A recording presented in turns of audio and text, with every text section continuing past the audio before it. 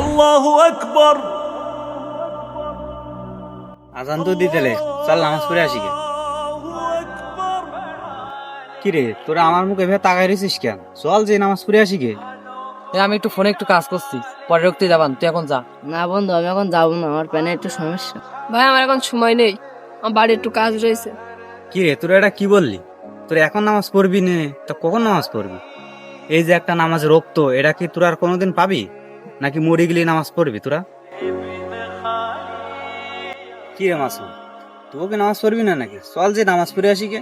আরে যা রে বন্ধু, এখন জ্ঞান দিস নে, পরে নামাজ পড়বেন। যে করি হোক এদেরকে নামাজে নিয়ে যেতে হবে।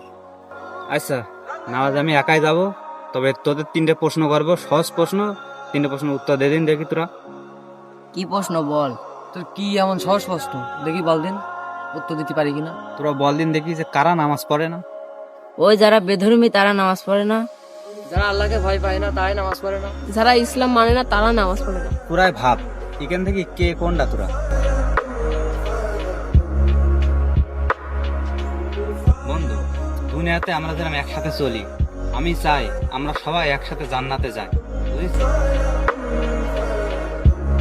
এখন আমরা বেঁচে আছি কিন্তু এক ওয়াক্ত নামাজ পড়ছি না, কতই না অজুহাত দেখাচ্ছি, কিন্তু মাটির নিচে শুয়ে থাকা মানুষগুলোই জানে এক ওয়াক্ত নামাজের কত দাম।